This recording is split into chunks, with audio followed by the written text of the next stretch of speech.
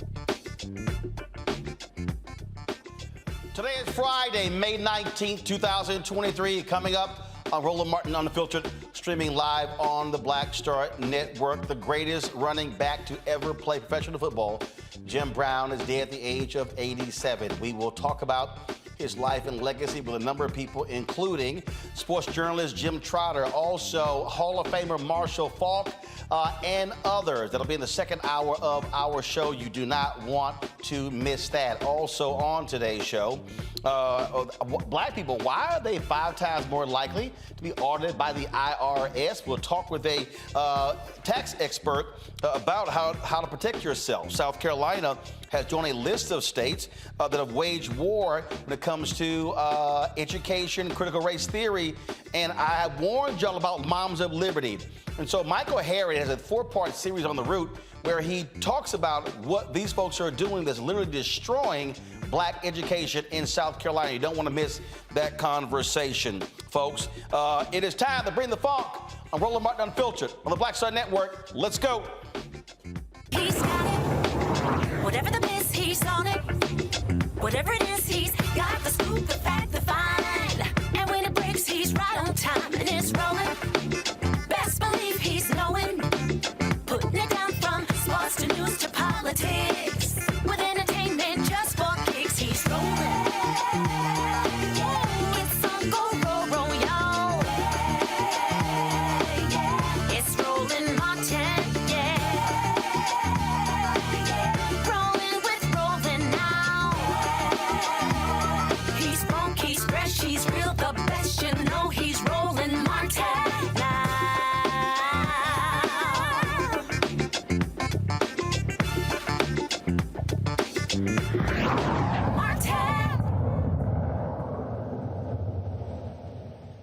All right, folks, let's get things started here on Roland Martin Unfiltered. Again, Jim Brown, breaking news, Jim Brown, the great NFL player, the greatest running back in history, passed away today at the age of 87. His wife released that information on social media announcing his death. His wife Monique, of course, he was a star football player in college, star in the NFL, played only 9 seasons, left at the height of his career, finished as the all-time greatest rusher in NFL history, a record later broken by Emmitt Smith.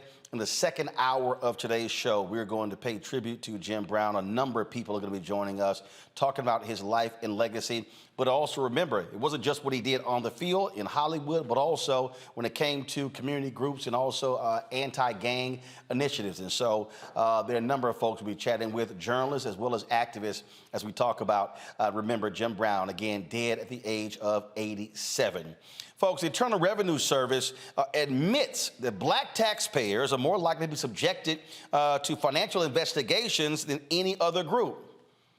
That's just absolutely stupid. According to the New York Times, IRS Commissioner Daniel Werfel sent a letter to the U.S. Senate detailing their research indicating the audit disparities.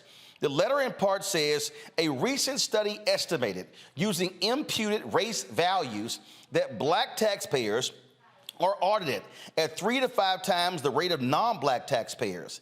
The research further suggests that most of this disparity is driven by differences in correspondence audit rates among taxpayers claiming the Earned Income Tax Credit. We're deeply concerned by these findings and committed to doing the work to understand and address any disparate impact of the actions we take. Joining us now is an IRS-registered tax preparer and the owner of Infinity Taxes and Beyond, Douglas Lawson from Riviera Beach, Florida. Douglas, glad to have you here. Roland Martin Unfiltered. What the hell? Seriously? I mean, ain't like black folks. I mean, if you want to be auditing somebody, audit these rich-ass white folks who are cheating the government out of millions. Brother Roland, I appreciate the time. It's always a pleasure to be here. I had a conversation with my buddy yesterday when this was posted, and his first response to me, the sky is blue and water is wet. It's happening. It's continuing to happen. And because they found out that it's actually disparity at 5 times the amount of non-black taxpayers are being audited, it's ridiculous. So when we have 5 times the amount of our black folks that are being audited by the IRS and the disparities that are currently set, we have to understand that the system is working exactly how it was created to work. It's not broken. It was created against our communities, and we have to be very intentional about it. So I really want to thank, our representatives that sent out letters to investigate this. Representative Bill Pascrell from New Jersey, he said, I need to find out about what's going on because this is disgraceful and must end. So thank you, Representative Bill Pascrell, for standing up for our community and fighting this injustice that was set forth against our community. So they're claiming this is tied to the earned income tax credit. Explain. So they're claiming that the EIC credit is the reason that the algorithm is causing for the audits to be presented, and the majority of them are looked at. It's non-race based. It's non-income based. It's based exclusively on some of the credits that are being received. But lo and behold, these credits are predominantly going to minority and low-income families. So that's why a larger amount of individuals are currently being audited from our community. So the EIC credit, the earned income credit, that actually is causing for the trigger of the audit, was put in place and actually addressed by the representatives that have set the code to see who is determined to be audited and who's going to be taxed at a higher amount. So if we have to look at who's being taxed, why are they not auditing, as you said, the higher income class, the individuals, business owners, the individuals that actually have the ability to hide and shuffle funds around that created the code versus actually the ones that are just trying to make a living? So looking at this right now, we have to look at the significant wealth gap that's between white and black races. You have 26% lower income in a white household from a black household. 150% lower median net worth from a white household to a black household. Yet we're being a higher rate of audits in a black household versus a white household. There's obviously a disparity that's being done, and we have to address that immediately. So what should folks out there be doing to protect themselves? So they say that it's race blind. It's not. First of all, ain't no way in hell is 3 to 5 times more black people in this race blind. It's not. It's not. Lo and behold, they put a code in place that's going to audit more black people than they are any other race. So it's not economic neutral. It's not race neutral. It is based upon a randomization. And that's the only way that we can genuinely actually audit clients properly, that we can do the proper taxes across the board. They're taxing us at a higher rate. When you have individuals that are making more income that are paying less tax than the low and median income families, it's ridiculous because they understand the discrepancies and disparities that they have to address. They understand that they actually have tax barriers and benefits with home ownership, with business ownership. So this is not being taught to our families, but we're actually being audited at a higher rate and then actually having to pay back taxes because we're trying to take some of the credits that they've put in place for the upper class, for the individuals that create this code. Right, and that's the point that I make. It was not created for us. It was created for them. Listen, I say it all the time. I serve on the city council in my city. And the reason I started to serve this community is because I saw the systemic racism that was created. And if we don't have a seat at the table, we cannot change these laws. So it doesn't matter white, black, Hispanic, Asian. When you're at the table and you're making decisions, you have to fight for us. Again, I'm going to thank Democratic representative from New Jersey because he fought for us. He said this is disgraceful. Any individual that's sitting at the table, you have to be a decision maker. So as a tax provider, as somebody that's actually providing this code and also being a policymaker in my city, I understand that if we're not at the table, we are going to be on the menu.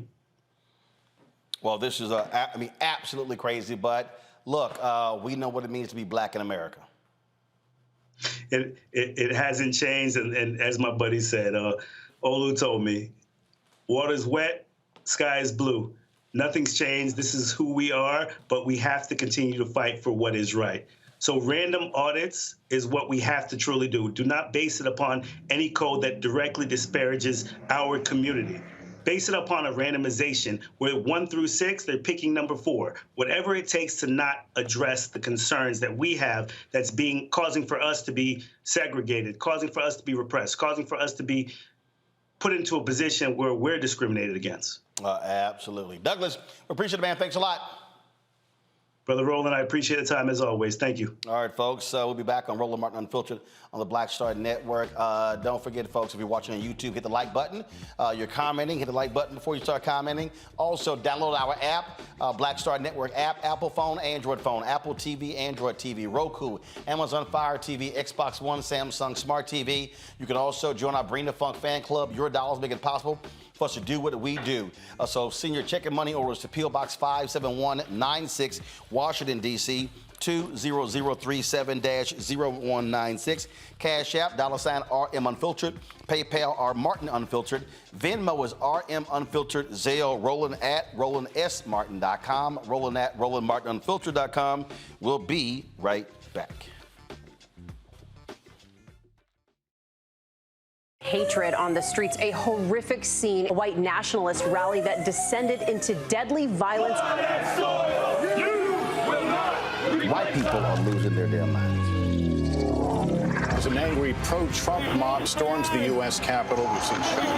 We're about to see the rise of what I call white minority resistance. We have seen white folks in this country who simply cannot tolerate black folks voting. I think what we're seeing is the inevitable result of violent denial. This is part of American history. Every time that people of color have made progress, whether real or symbolic, there has been what Carol Anderson at Emory University calls white rage as a backlash. This is the rise of the Proud Boys and the Boogaloo Boys. America, there's going to be more of this. Here's all the Proud Boys, guys. This country is getting increasingly racist in its behaviors and its attitudes because of the fear of white people. The fear that they're taking our jobs, they're taking our resources, they're taking our women. This is white fear.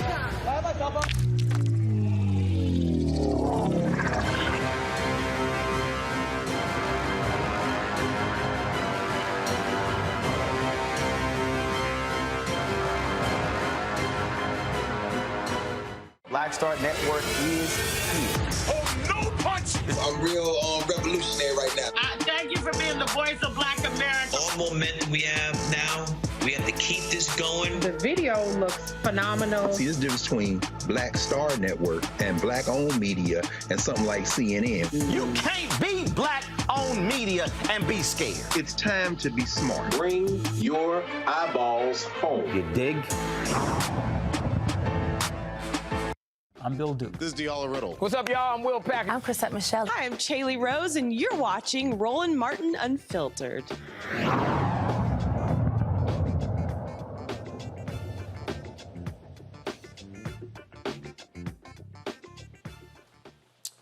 All right, folks, let's bring in our Friday panel. Glad to have them here. Matt Manning, civil rights attorney. He joins us now.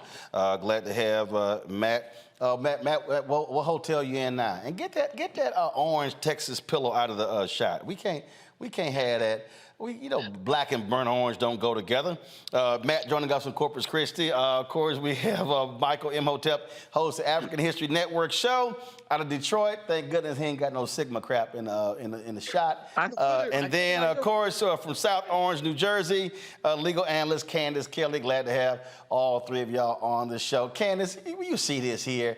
I mean, who these folk think they fooling? We know black folks are being targeted.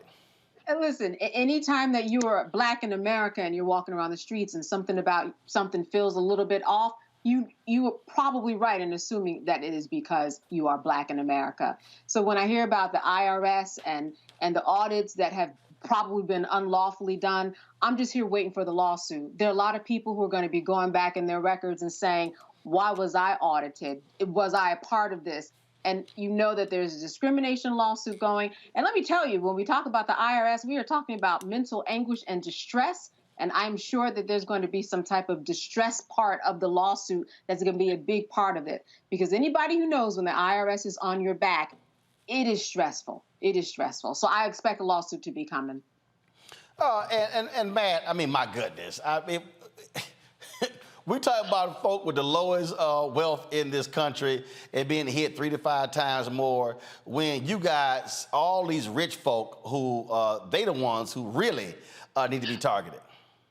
Yeah, I don't think that's wrong at all. And I think what's especially insidious about this is the idea that when you look at the earned income tax credit, what you're talking about is people below a certain median, home ownership, or rather home asset value, right? Or assets in their home. So that means to me that there's an implication that these people are people who are allegedly defrauding the IRS, right? When in reality, to the brother's point earlier, we know that the people who are in business and who have the greatest means are those who employ the greatest means to avoid paying the most taxes. So one, the dog whistling there is readily apparent. But beyond that, our tax code is one that caters to a higher echelon of earner.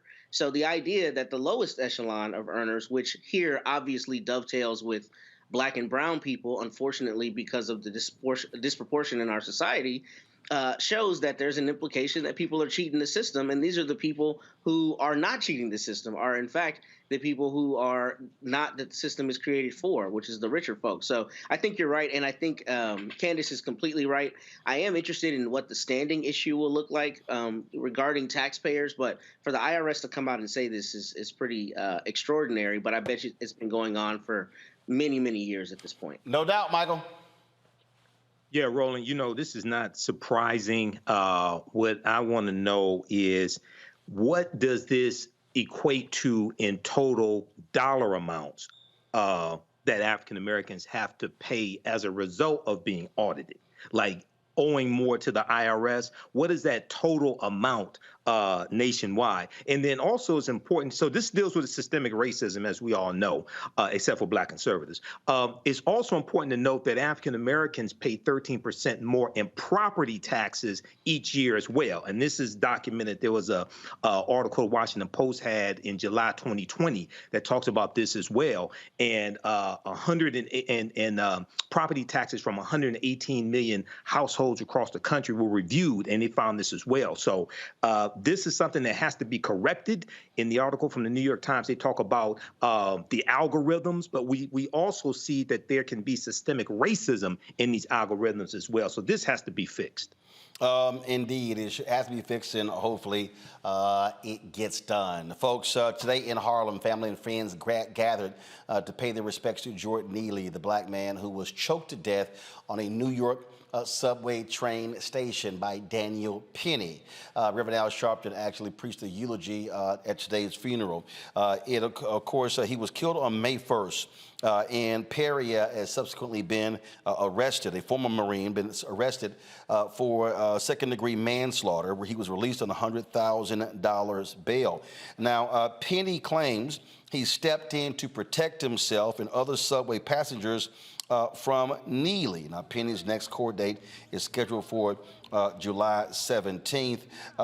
You've heard a lot of folks, again, sharing their thoughts and reflections on Jordan Neely. He often was someone who was on New York subways dancing as he was a Michael Jackson impersonator. And, look, he had his issues, but he was an unhoused man. And again, everyone knows there's no reason in the world that this man should be dead as a result. Again, at today's funeral, Reverend Al Sharpton preached the eulogy of Jordan Neely today. Here is some of what he said.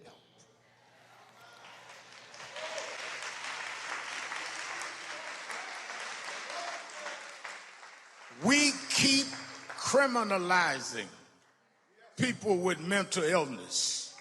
People keep criminalizing people that need help. They don't need abuse, they need help. I want to know who called the order that it was all right for this man to choke this brother to death and go home and sleep in his bed. Who gave the order that it was all right to release him? We can't live in a city where you can choke me to death with no provocation, no weapon, no threat, and you go home and sleep in your bed while my family got to put me in a cemetery. There must be equal justice under the law. The sick part about it is that he'd been choked much of his life. The agencies that failed to keep him and give him mental health choked Jordan. Those that let him go, even though they had his record of needing help, they choked Jordan. The city agencies choked Jordan. He'd been choked most of his adult life. He's an example of how you're choking the homeless, how you're choking the mentally ill, how you're choking all over this city. Folks, again, Jordan Neely laid to rest today in Harlem. Crazy story out of Washington, D.C. A federal grand jury indicts a Washington, D.C. Metropolitan Police Department lieutenant for his role in the January 6th domestic terror attack. But here's what's crazy about this story. This lieutenant supervised the intelligence branch of the Metropolitan Police Department. He tipped off former Proud Boy member leader Enrique Tarrio about a pending warrant for his arrest just ahead of the January 6th attack. Shane Lamont was indicted on 1 count of obstruction of justice and 3 counts of making false statements. The charges stem from the investigation into burning a Black Lives Matter banner in December 2020 when the Proud Boys were roaming the streets of D.C. for a pro-Trump event. According to the indictment, Tarrio and Lamont communicated at least 500 times using cloud-based messaging services between July 2019 and January 2021. Tarrio and other members of the far-right group were recently found guilty of seditious conspiracy in connection with the Capitol attack. Now, Tarrio was not in D.C. on January 6th. A judge banned him from the city the day before the attack. This story here is pretty crazy, Matt, because you have a D.C. cop who's over the intelligence unit who, frankly, is aligned with the Proud Boys. Yeah, and this is a situation where when the federal judge sentences this gentleman, he's going to be sentenced with all of the force of the law, as he should be, because what makes this particularly problematic is not only that he was in a position of power, in a position of authority, and not only that the conduct itself is seditious, but the idea that he would be contacting and communicating with somebody over 500 times using a clandestine system to feed information is terrifying, because it begs the question, how much information was given? How much did he facilitate? And right now, he may be looking at the least of the charges that ultimately come. Right now it's obstruction of justice and lying, but it could ultimately be sedition. It could be all the way up to treason. If it's found with the prosecutors that, what he was communicating was directly facilitating this attack on the Capitol, which we know is obviously one of the greatest documented affronts to democracy in the history of this country, he should not only have the book thrown at him, but it should be very terrifying to all people out there to consider that the police, which we know are not obviously beyond reproach, would be intimately involved in facilitating a terrorist attack on the seat of government. That is a crazy thing to say, and that's what we're seeing here. Apparently. Candace here, go to my iPad. Lamont worked as the supervisor of the intelligence branch of MPD's Homeland Security Bureau. And what's crazy here is that these two were in regular contact regarding Proud Boys' planned activities in the District of Columbia. And these and all of these Republicans want us to believe that you don't have law enforcement aligned with these white supremacists. And then this guy Lamont actually told people, well, because Tarrio and others were Hispanic, they were not racist. And that's the ridiculous part about it. You have hundreds of texts filled with communication telling the Proud Boys where protesters are, people who would be against them. Now, the Proud Boys say, well, they told us that information so that we would stay away. Proud Boys are not known for going away from things that are going wrong or things that, protesters. They go to the action, and that's what was going on here, and that's why he was fired. Someone in his position, a position of power like that, someone who was supposed to be doing something opposite than what he did, this is why, as was spoken on the panel already, this is why he's going down. He is going to have the book thrown at him. It's not going to be just this. It's going to be more, because they're going to see a connecting of the dots as to the information that was given to the Proud Boys and how they disseminated themselves amongst the crowd, amongst the people, in order to carry out violent acts. If you go online right now, you will see several videos of the Proud Boys hitting other people, slamming other people down, and then the police just saying, you need to go on your way. That would never happen. If it was anybody, black, white, woman, or man, no one would ever get away with the police saying, I see you've hit someone and assaulted and battered someone, but now you go to walk away. So there's so much evidence that we haven't even heard about. This is just the beginning. of the crack, and it's going to crack wide open, and we're going to get a lot of information, and this man is going to go down. Back to my iPad. Here's what it says here, Michael. It says, in the indictment on November 7, 2020, vote counts revealed that President Joseph R. Biden had won the 2020 presidential election, and several news organizations began reporting this fact. At 1:08 p.m. on November 7, 2020, Lamont, this is the cop, y'all, text Tario, hey, brother, sad, sad news today. You all planning anything? Tario responded, yep. At 2:10 p.m. on November 7th, using Telegram, that's an encrypted app, Lamont told Tario that need to switch to encrypted. Alerts are being sent out to LE law enforcement as social media website accounts belonging to your people are talking about mobilizing and, quote, taking back the country, getting people spun up, just giving you a heads up. At 2:14 p.m. on November 7th, 2020, using Telegram, Tario sent Lamont an audio message. At 2:16 p.m.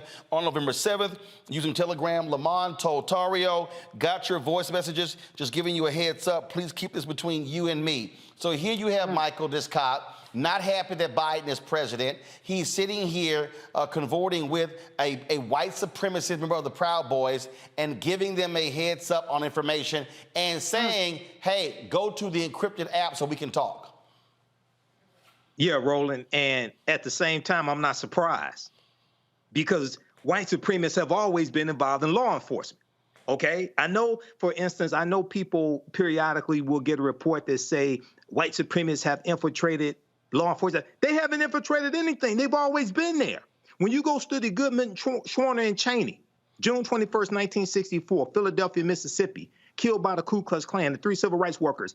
It was the sheriff who tipped off the Klan in which direction they went after he released them. And the Klan caught them right before they crossed the county line. So I'm not saying this is acceptable. We need to fight this. But this does not surprise me at all.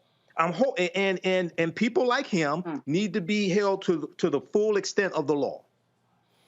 Indeed, indeed. All right, folks, hold tight. First of all, before I go to the break, sheriff's indicted for this took place in Georgia. We covered this story here. A Georgia grand jury has indicted 3 former law enforcement officers for beating a black inmate inside a county jail. Former Camden County Deputy Ryan Beagle and detention officers Mason Garrick and Braxton Massey are facing charges of battery, simple battery, and violations of oath by a public officer. The incident happened in September when the 3 officers were caught on video beating Jared Hobbs, who was initially hit with 10 additional charges after the incident, but those charges were dropped once the video was released. If convicted, the officers could face up to 12 months in jail. However, the violation of oath by a public officer charge is a felony with a possible punishment of 1 to 5 years in prison. So, again, glad to see that happen. Now let's see if they get convicted. All right, folks, got to go to a break. When we come back, we're going to talk about March for Liberty. I've been warning y'all what happens when we sit out school board elections. Michael Harriot is going to join us. It's a 4-part series with The Root, where he broke down how these white, crazed, deranged, anti-CRT, white, hardcore conservatives are taking over black school districts, firing black superintendents, and they're in control of our kids' education. It is a despicable thing that's happening, not just in South Carolina, but all throughout the Southeast, folks, and they are not stopping. We'll explain next on Roland Martin Unfiltered, right here on the Black Star Network. That was a pivotal time. I remember Kevin Hart telling me that. He's like, man, what you doing, man? You got to stay on stage. And I was like, yeah, well, I'm young, thinking, like, I'm good. And he was absolutely right. What show did you have at the time? This was one-on-one. Got it. During that time. So you're doing one-on-one, going great. Yeah. You making money. You like. I'm like, I don't need to leave. I don't need to leave from Wednesday, Thursday to Sunday. I didn't want to do that. It was just like, I'm gonna stay here. Or I didn't want to finish work Friday, fly out, go do a gig Saturday, Sunday. I was like, I don't have to do that. And I lost a little bit of that hunger that I had in New York. I would hit all the clubs, run around. Sometimes me and Chappelle or me and this one or that one, we'd go to the Comedy Cellar at 1 in the morning. And that was our life. And we loved it. You do 2 shows in Manhattan, go to Brooklyn, leave Brooklyn, go to Queens, go to Jersey. And I got complacent. I was like, I got this money, I'm good. I don't need to go chase that, because that money wasn't at the same level that I was making, but what I was missing was that training. Yes. Was that. And it wasn't the money. It was the money, it was that's what I needed.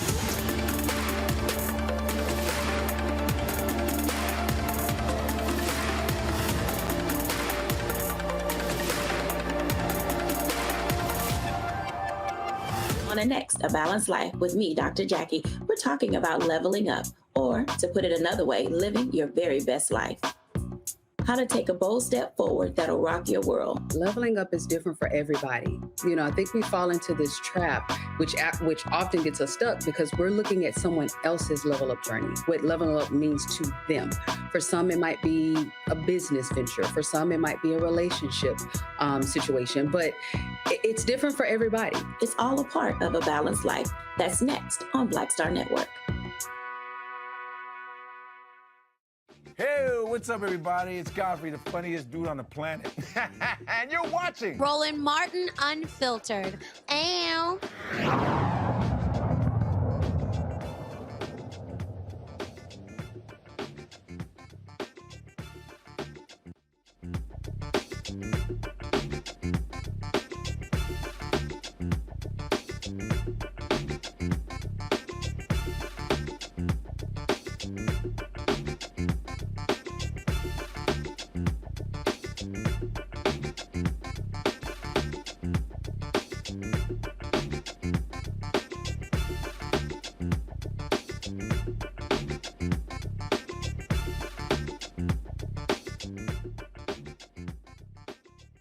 This one here?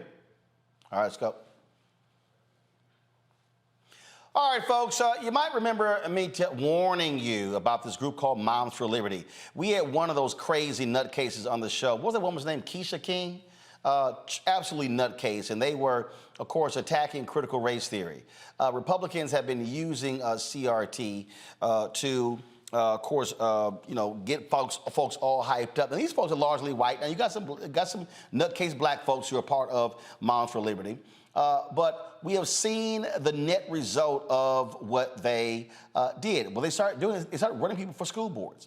And they were highly successful in taking over school boards in the Southeast, Florida, South Carolina, and some other places. Well, Michael Harriot with the Root has done a four-part expose breaking down how devastating these folks have been in South Carolina, how they have been taking over school districts, firing black superintendents, and they are literally now, in many cases, in control of the education of our children. Michael Harriot joins us right now. Michael, glad to have you back on the show. This was something that, I kept warning folks that it's very easy, Michael, to take over school board races because one, you don't have a lot of people who are voting. Folks don't pay a lot of attention to these races. We spend more time on, of course, presidential, U.S. Senate, congressional, gubernatorial races. And this is a way that the right has always been able to take over things. And we've seen this in Texas, in Florida, and other places. But what these folks are doing, Steve Bannon and others actually said this is what they were going to do. They were going to infiltrate and take over school districts in order to control the curriculum and the hiring, firing of superintendents and teachers. Yeah, it is, one of the things, one of their tactics, right? But I would argue that the school board elections is quite the opposite, right? Like, I think that they are using school board elections to turn out their disinterested voters. Like, if you imagine that the average white parent, doesn't care about Trump policies. They know that he's screwing up America. They know that the Republicans don't have an agenda, right? So how do you get them excited about turning out, right? Well, you threaten their children with this boogeyman called CRT. And so they've been using CRT because, in a lot of school districts, the elections the school board elections are held during, the governor's elections, during the Senate elections. And so they increased their turnout. We saw in Richland County, South Carolina, the highest rate of white turnout in 50 years. because of this CRT nonsense, that how they painted CRT. Because you have to be specific that they're not talking about CRT. They've created a whole new definition, but they are using it to turn out voters for all of the Republican agenda. Right, and what we saw in 2022 a dramatic decrease in black voter turnout. Right. We saw that because part of it was the flip side of, like, I think a lot of black voters got complacent after they got Trump out of office, and we didn't organize, and we just assumed that, hey, we're going to turn out like we always did, not knowing that like black voter turnout is an ongoing effort, and not taking into account all of the efforts that have been used to suppress black voters since Trump came into office, right? And so I think we got a little bit complacent while they were motivated by this brand new thing. Like, they weren't concerned about the Mexican caravan anymore or immigration anymore. So they had to have something, and they coalesced around this idea of critical race theory. So, Michael, just share with people, again, how devastating it has been with these folks now in charge. Yeah, so one of the things that we did with the grill is we looked at 3 specific cases, right? So the first case was a woman named Gloria Butte, right? She is like one of the godmothers of what we call culturally responsive teaching. And we looked at how they turned culturally responsive teaching, which has been around for 30 years, into critical race theory, and used it. She was responsible for basically training every educator in the state in how to teach black children more effectively. She runs a center at the University of South Carolina, the largest university in the state, right? And so what they did is they basically made it illegal in different school districts to even hire her to teach their children how to, how to teach their teachers how to teach black children. And remember, this is right after George Floyd was killed. So school districts were saying, well, we got to get some more African-American education, history, literature. And what these parents did is mobilize. In Richland County, South Carolina, which is 64% black, the district is majority black, the schools are majority black, but they managed to overturn and flip the school board because all they needed was 2 seats, right? And so all of the white people, which are a minority, voted for those 2 candidates. The top vote getter was a woman who won by 14.7%. So if all of the white people vote for those conservative candidates, and they split the black vote amongst the other 11 people running for office, then the white people can affect elections with a small minority of voters. And as soon as they did it, they kicked out the superintendent of that district had been awarded by every educational association that year, in the past 2 years, as superintendent of the year, nationally, locally, statewide. Like, he had a wall full of awards. They kicked him out. In Berkeley, South Carolina, Berkeley County, South Carolina, the black superintendent was the first black superintendent. He had worked for that district for 21 years. They took over the school board. They flipped the school board by changing the state law, putting all of the black school board representatives up for election, eliminating one of the districts, and again, using that small minority, they elected an all-white school board, kicked out the guy. And then what they're doing is they're paying these people huge severance packages, but you got to remember, these are majority black places, so the black people are paying for these problems to go away while the white people are doing it and reducing the education, the history, the culture of black people in the education system. Michael, hold tight 1 second. I got to go to a break. We come back. We're going to continue to have this conversation and bring in our panel as well. Folks, trust me, this is their strategy, and they want to do this in school board elections this year. And they want to do it in 2024. So don't think this is sort of a one-off. This is real. You're watching Roland Martin Unfiltered on the Black Star Network. Folks on YouTube, hit that like button, y'all. We should be way over 1,000 likes. Should be easily at 2,000 by now. Download our app, of course, download our app, Black Star Network app. Apple phone, Android phone, Apple TV, Android TV, Roku, Amazon Fire TV, Xbox One, Samsung Smart TV. You can also, of course, support us by joining our Bring the Funk fan club. Send your dollars to cash money orders, check money orders, P.O. Box 57196, Washington, D.C. 20037-0196. Cash App, $RM Unfiltered. PayPal, R Martin Unfiltered. Venmo is RM Unfiltered. Zelle, Roland at RolandSMartin.com. Roland at RolandMartinUnfiltered.com. Be sure to get a copy of my book, White Fear, How the Browning of America is Making White Folks Lose Their Minds. Available bookstores nationwide, Amazon, Barnes & Noble, Target, Books A Million. Download your copy on Audible. We'll be right back.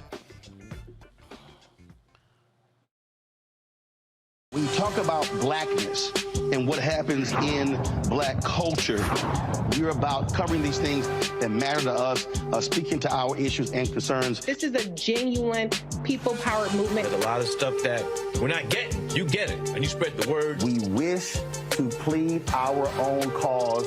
Too long have others spoken for us. We cannot tell our own story if we can't pay for it. This is about covering us. Invest in black-owned media. Your dollars matter.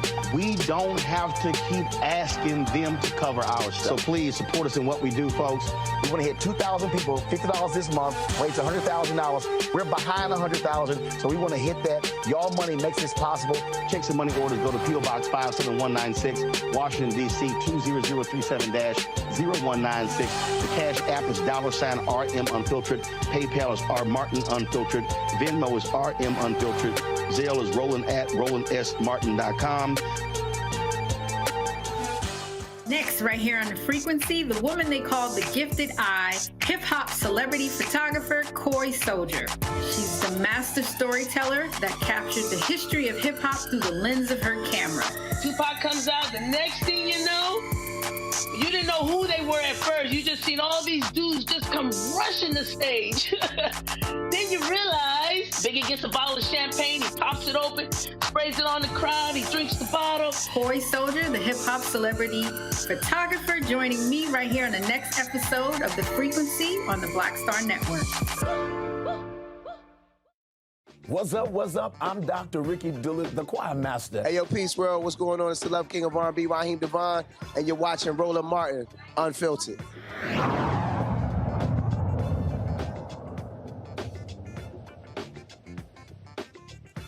Welcome back to Roland Martin Unfiltered. We're talking to Michael Harriot. He has a 4-part series on the route that talks about this group, Moms for Liberty, what they are doing in South Carolina, and how it really has devastating consequences for black leadership and for our children. Michael, when you were doing the research for all of this and writing this, I mean, what was the one thing that really just jumped out at you that made you go, damn, this is crazy? Well, the most interesting part of it to me is that, like, you have a woman like Gloria Boutte, who's literally been on every continent teaching how to teach minority children. You have Baron Davis, who's won every award. You have Deion Jackson, who has a doctorate, who's been in that school district for 21 years. And then they are battling just random, uneducated white people, like the woman, Sherry Few, who led the effort in Kershaw County against Boutte. Like, she doesn't even have a college degree. Like, she is just uneducated. The women all over the country who are starting this movement, the woman in Berkeley County doesn't even have a child in Berkeley County schools. The president of Berkeley County Moms for Liberty, the woman in Richland County, she doesn't have a degree in education. Even the guy who started this whole thing, Christopher Rufo, right, who said he was quite intentionally redefining critical race theory as everything that white people hate. He doesn't have any education, experience, or training in education. And that's the crazy thing. Like, you have, like, the most excellent black people going up against white people who just believe things, who've never studied critical race theory, who've never studied education, who've never even studied, who don't even have a tie to the education system in their district. Wow. And again, for them, This is not about education. It's about political power. It's about control, and it is about putting black folks in their place. Let's open up for my panel. Questions for my panel. Candace, Kelly, you first. You know, so Moms for Liberty, they have chapters all over, and they're recruiting people heavily. I'm wondering, what do you think, in your estimation, is the equivalent of what we can do? We already have organizations in place. What do we do to combat Moms for Liberty that is, you know, basically recently just formed, and we've got organizations that have been formed for years? How do we jump in? What do you see as part of the solution? Well, I think part of the solution is doing just exactly what Roland is doing, right? Telling people about the threat that they pose.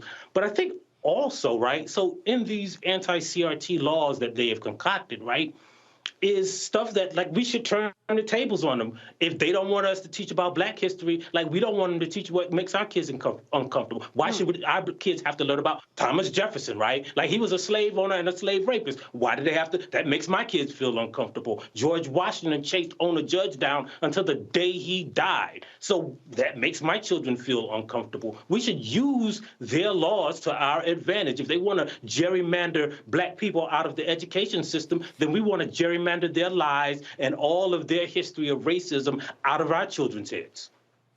All right, Michael. Hey, Michael, look, it's good to talk to you. I've been following this whole anti-critical race theory a lot and talked about it on my show. What I wanted to know is, I remember when this anti-critical race theory push was beginning, you had Democrats who were reluctant to fight back against it, to call out the lies that are being told by the right, things of this nature. Now this has exploded, and you have people gaining political power through local school boards. What do you think we should do now? I understand what you just said about flipping it around and talking about Thomas Jefferson and George Washington, but overall strategy to really fight this and take back this power. What do you think, especially African Americans, should do right now? Well, first of all, we have to fight it from the inside. We have to fight it with our individual teachers, right? Like, because one of the things that people don't realize is, like, if there were people, superintendents and school board members, who wanted to teach critical race theory, like, school boards don't really control the curriculum, right? So what we have to do is fight at the state level to make sure our history is included in our curriculum. What we have to do is fight at the school board level to make sure that the people who attend those meetings aren't spreading these lies. And what we have to do, most importantly, is recognize that, like, the history of the school board, the people who are running for school board and their candidates, we should know about those candidates as much as we know about the people who are running for governor and president and secretary of state, because those are the people who, like, for instance, in Richland County, they ran this Black conservative, right? So they got some white people, all the white people to vote for her, but a few Black people saw, ooh, there's Lakeisha up here, so we're going to vote for her, not knowing that she was endorsed. Looks like we lost Michael's feed there. So if y'all can get Michael back, so we can finish the interview. I mean, the thing here, Michael, Candace, and Matt, is, again, these people are organized, they're mobilized. There's a very clear and specific strategy. And what they've done is they've caught folks slipping, Matt, in areas that people don't pay attention to. And I've spent a lot of time over the years, not just Roland Martin Unfiltered, but when I was at TV one time during a morning show, saying, folks, do not fall asleep on these school board races. Yeah, I think you're exactly right. And not only that, what they're doing is leveraging, nebulous terms like liberty and freedom to galvanize support among people who are also not going to apply the critical thought to see what is in fact being protested. That's what makes this so much more dangerous. It's not only that you're attacking down ballot races that people don't know as much information about and therefore are not as invested in, but beyond that, people, see freedom, they see liberty, they see, words of these nature, and may be behind something that they wouldn't ultimately be behind if they thought more critically about it. And I think, this conversation is so crucially important because we've talked about it on this show ad nauseum. most people have no idea what critical race theory actually is. They leverage the dog whistle because they hear the word race and think, oh, I don't want my kids being taught all this black stuff that makes me feel bad to be a white person. That's ultimately what it comes from. And that problem, if you don't have it countered with people who are running actively, of our people, who are running actively for the school boards, then you get them stacked with people who not only have no education, but have no real desire to imbue the kids with the actual truth. We're going to have generations of people who have no idea what their actual history is because their teachers are prevented from being taught it because some angry mom thinks that it's, comports with liberty to keep that from her children. So that's the problem to me, is the reverberation effects. And what you're dealing here, Michael, is real simple. And that is, it is about power and control. Absolutely. That's what I was going to say. That's one of my notes, Roland. We have to stop telling African Americans to vote for exercise. You don't vote to exercise your right to vote. You vote for power. This is about power acquisition. And what Stephen K. Bannon and others have taught these white conservatives is that the road to political power in America is through local school boards. And what happened was they tapped into the frustration that a lot of these white people had with COVID-19 restrictions, where their children having to wear masks in school, things of this nature. They went from that to this creating this boogeyman of critical race theory that, as Matt and others have said, most of these conservatives can't define what it is. And then what Christopher Rufo said was, he said they were going to take everything that caused discomfort among white people, put it under this umbrella of critical race theory. Okay, so if you read something in the newspapers that you didn't like or thought was crazy, you say, oh, that's critical race theory.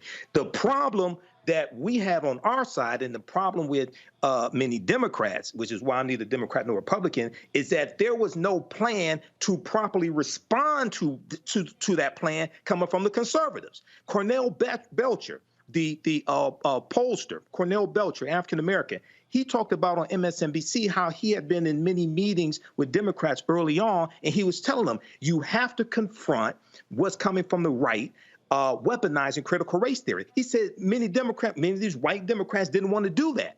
This is why we have to have strategies that are independent of a political party to push our own agenda and protect us from white supremacist nonsense like this. Well, again, what I keep saying to people is, look, majority of the kids in public schools today are black and brown.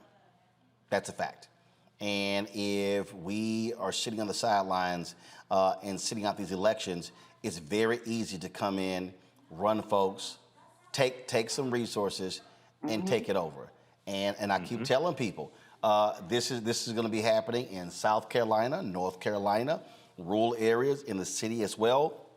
And so we got to be very cognizant of all of this, because this is a fundamental problem. And again, this is how they mobilize and organize. As Michael Harriot said, they were using this to energize their base. It was driven by race. It was driven by white fear. I laid out in my book, this is what it was all about.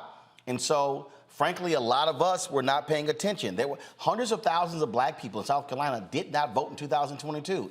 This is what they did. And what did they do? They went in and started firing black superintendents, started firing black educators. Folks, this is real. This is real. And if you're sitting and watching right now and you're saying, I don't see any big deal with this, do understand this is going to spread, and you're going to look up and they're going to be in control of places where African Americans are in the majority, and we frankly can't blame anybody but ourselves when we're not doing our part to stop them. When we come back, Jim Brown, the greatest player to ever play running back. Some say he's the greatest football player ever. Died today at the age of 87, but his legacy wasn't just about football. It was also in Hollywood. It was also in civil rights. It was also in anti-gang work. We will discuss his life and legacy next, right here on Roland Martin Unfiltered on the Black Star Network. Next on the Black Table with me, Greg Carr. Democracy in the United States is under siege. On this list of bad actors, it's easy to point out the Donald Trumps, the Marjorie Taylor Greens, or even the United States Supreme Court as the primary villains. But as David Pepper, author, scholar, and former politician himself says, there's another factor that trumps them all and resides much closer to many of our homes. His book is Laboratories of Autocracy, a wake-up call from behind the lines. So these state houses get hijacked by the far right, then they gerrymander, they suppress the opposition, and that allows them to legislate in a way that doesn't reflect the people of that state. David Pepper joins us on the next Black Table, here on the Black Star Network.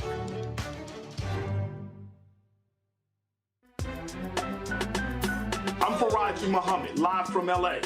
And this is The Culture. The Culture is a two-way conversation. You and me. We talk about the stories, politics, the good, the bad, and the downright ugly. So join our community every day at 3 p.m. Eastern and let your voice be heard. Hey, we're all in this together. So let's talk about it and see what kind of trouble we can get into. It's The Culture, weekdays at 3, only on the Black Star Network.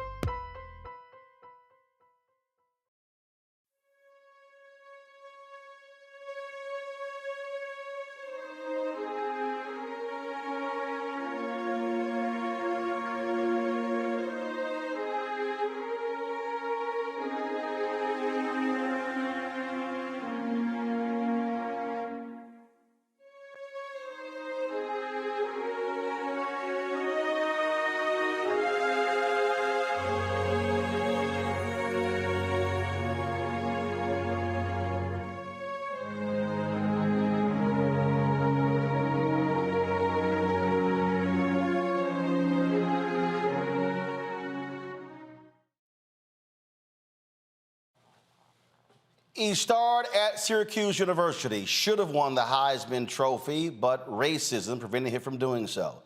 Jim Brown goes to the NFL, becomes a three-time MVP, was a 1964 NFL champion, 9-time Pro Bowler, 8-time first-team All-Pro, elected to the Pro Football Hall of Fame class in 1971, named to the NFL 100 all-time team. He is considered the greatest running back to ever play the game. Folks, he played 9 seasons, retired at the top of his game, finished as the NFL career rushing leader, a record that was later broken by Emmitt Smith. Jim Brown leaves the NFL, goes to Hollywood, begins to star in a number of movies, partnered with Richard Pryor actually on a movie studio. And then, of course, he was very much involved in economic issues, civil rights, anti-gang work. Well, Jim Brown did a significant amount in his life and career. He passed away today at the age of 87. This was the announcement that was posted on social media by his wife, Monique, alerting folks about his passing. She wrote, "It is with profound sadness that I announce the passing of my husband, Jim Brown. He passed peacefully last night at our LA home. To the world, he was an activist, actor, and football to our family, football star, I'm sorry. To our family, he was a loving and wonderful husband, father, and grandfather. Our hearts are broken." Tributes have been pouring in all across social media. The NFL released their tweet announcing his passing. Go to my iPad, please. This is, of course, what they posted here, announcing all of his stats. This is a video they also posted of Jim Brown playing. Again, he had everything. He could run, he could catch, he could block. He was fast and he was strong. He was an incredible athlete and someone who, again, every running back in NFL history is measured by. When they talk about running backs, he is simply the gold standard in professional football. But the thing about it, he wasn't just a football player. He also was a lover of lacrosse in many ways. Paul Robeson, who also was a star athlete, he also loved lacrosse as well. And Jim Brown actually once said that he would rather play lacrosse for 6 days and play football on his 7th day. This right here is Jim Brown. This is from the Premier Lacrosse League. Jim Brown talking about lacrosse. Who respected it and loved it. I understood that in order to be a great lacrosse player, who we got is you had to master the stick. Rambo protecting, spinning, back and forth. Rambo slips away, scores! In lacrosse, in order to be an MVP, you have to have a lot of things going for you. You have to be a great stick handler. Fake the behind the back, and he scores! Everybody bites on the field's fake. Which means you can maneuver a ball on your stick maybe better than anyone that's playing the game. Schreiber scores! You have to have an overhead and an underhand shot.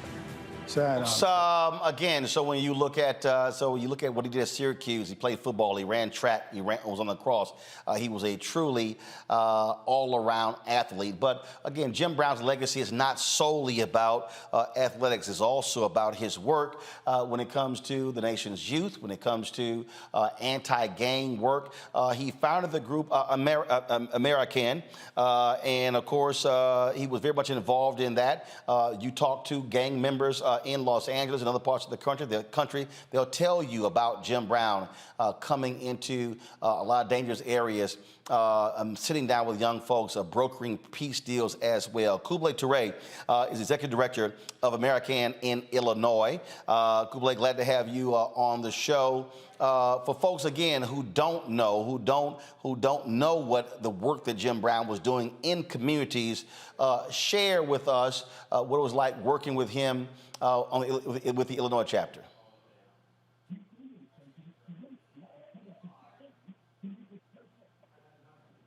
All right, Toure, are you there? All right, are you there? Can you hear me? Yes, sir, I hear you, brother. Go right ahead. Just share your thoughts about the work that Jim Brown did with his organization. Jim Brown program, brother, started here in Chicago after the death of my son got killed in 1991. And at that time, I was on a mission. But Jim came in town, and he brought the American program. He sit me down and explained to me about the American program. The young brother, the leader of the gang that killed my son because of brother Jim Brown. Met with that young brother, man, and let him know that I was going to kill him because he was the leader of the gang that killed my son. But Jim Brown told me, he said, brother, he said, Kublai, he said, listen. He said, we all make mistakes, man. He said, that's a young brother needs some leadership. And the problem that we have that a lot of brothers out here don't take time out, you should help some of these young guys. He said, now, if you help them, you can help the American program because that's what it's all about. And that worked with that young brother right today, Martin. The work of the American in Chicago is deep, but we never got no kind of help other than from Brother Jim Brown. And the program was self-sufficient. But, and that's one reason I never reached out to Jim for no help. One of the things again people don't know, just the number of times he mediated disputes between gangs. Roland, very, very valid point. Because of Jim, when he came in this city, he would get with me, and there would be a lot of hot issues flying up, and Jim would go in those areas with me and sit down and talk with them brothers, man. What a lot of people don't understand also, Roland, is this. Stateville Penitentiary. Jim Brown and I went to Stateville Penitentiary, talked to a lot of brothers behind the walls. A lot of them guys had a lot of influence out here on the street. And because we talked to a lot of them guys, you know, he was able to relate to him about the American program. And when a lot of them guys got out, I ran the American program in Chicago. And in Chicago, we said, educate before you agitate. Communicate and participate. It's a process.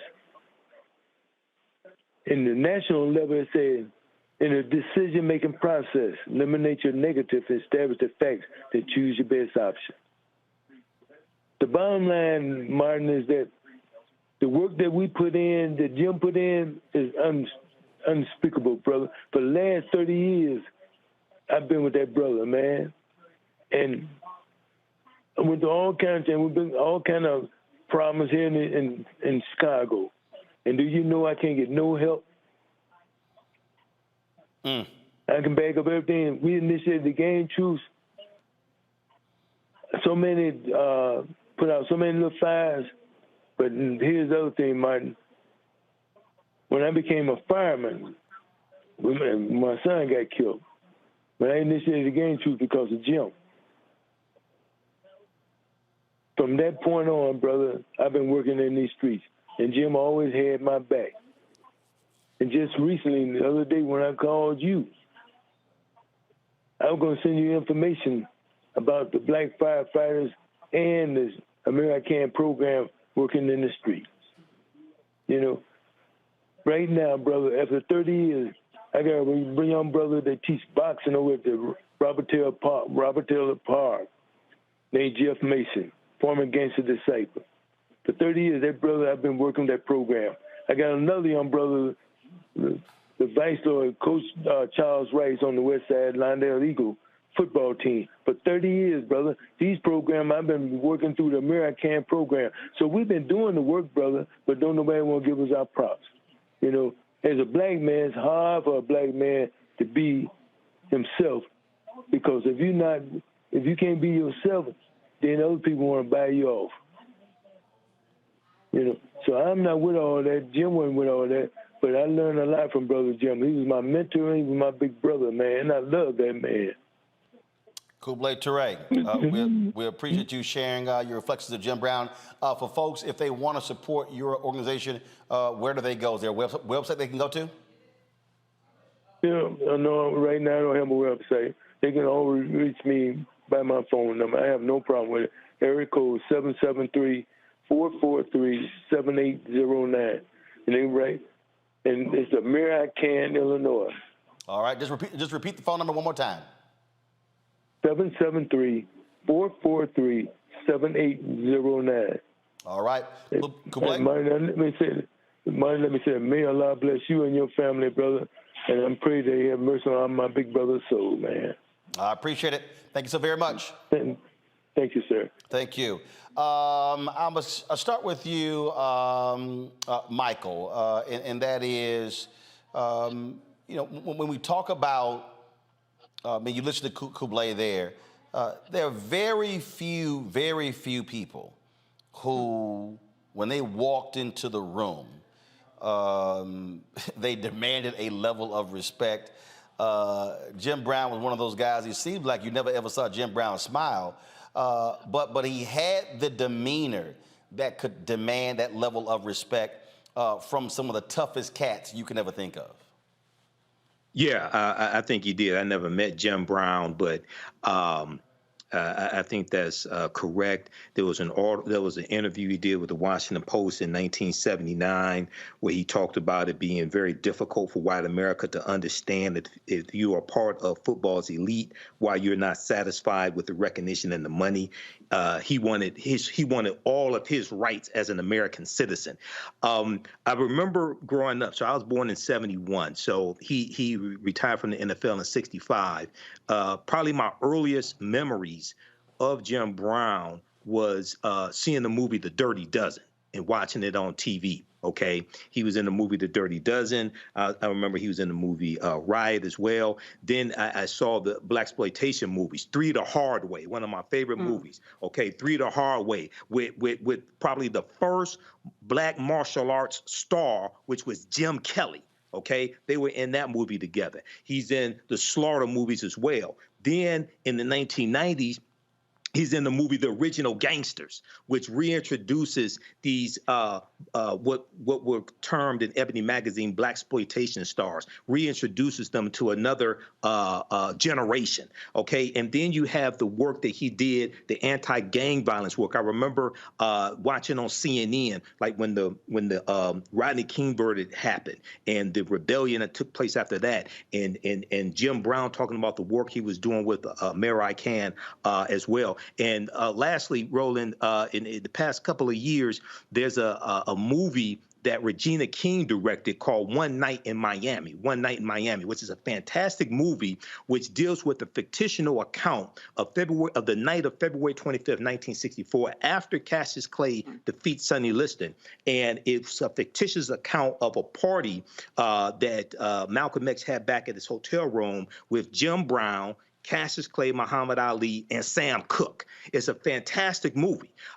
So, you know, we really need to study Jim Brown. There may be some things that we disagree with here and there. The picture that you're showing right there is the Cleveland Summit, 1967, after Muhammad Ali is stripped of his title as well, and you have these African-American athletes. You have Lou Alcindor, before his Kareem Abdul-Jabbar, I think it was Lou Alcindor. You have Bill Russell, et cetera. Many of them are there for different reasons, but it's important for us to study these African-American men.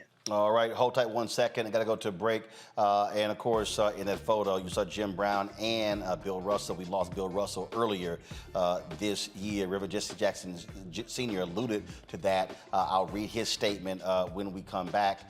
Folks, you're watching Roland Martin Unfiltered as we pay tribute to the legendary Jim Brown, who died last night at the age of 87. You're watching the Black Star Network.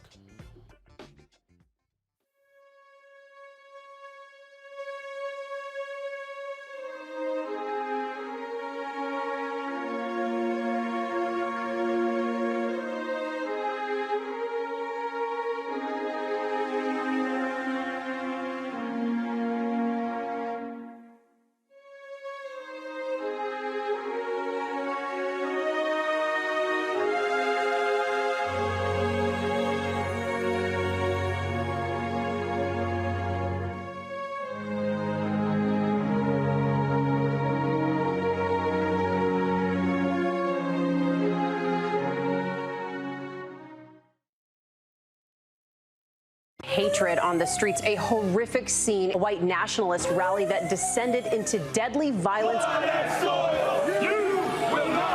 White people are losing their damn minds.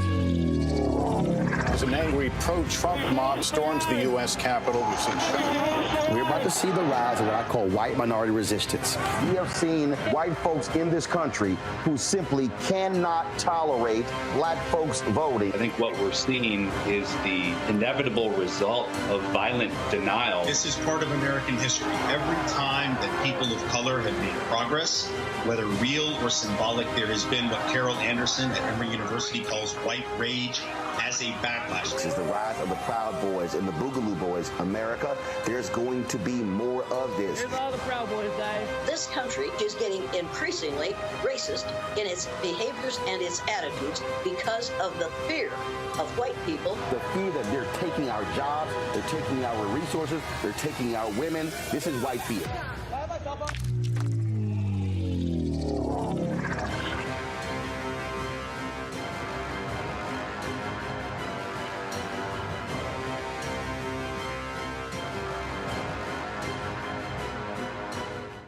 Black Star Network is here. Oh, no punch! I'm real revolutionary right now.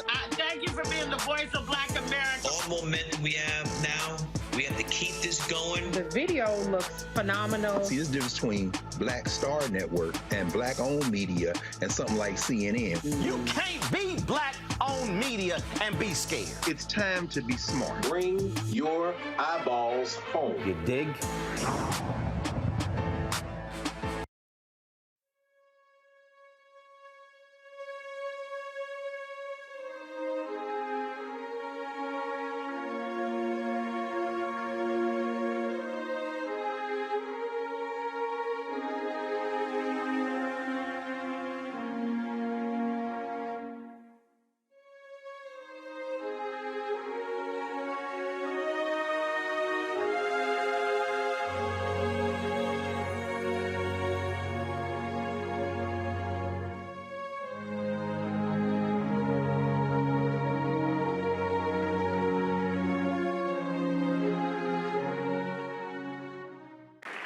And it's truly because of his greatness that the NFL has decided to rename the award given to the league leading rusher. And Barry and I are honored that that award will be given out tonight in honor of Jim Brown. No question about it. No question.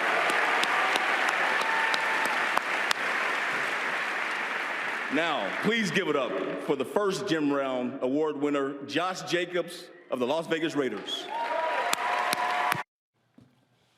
And that was, of course, Jim Brown right there, folks. Go back to it. He was actually in attendance at the NFL honors there, sitting there with his wife, Monique. Again, passed away last night at the age of 87. Joining us right now is longtime journalist who's now with The Athletic, Jim Trotter, who's covered the NFL for a number of years. Jim, glad to have you on the show. When you talk about NFL greats, we talk about greats in all areas. People throw around the phrases the GOAT, the GOAT, the GOAT.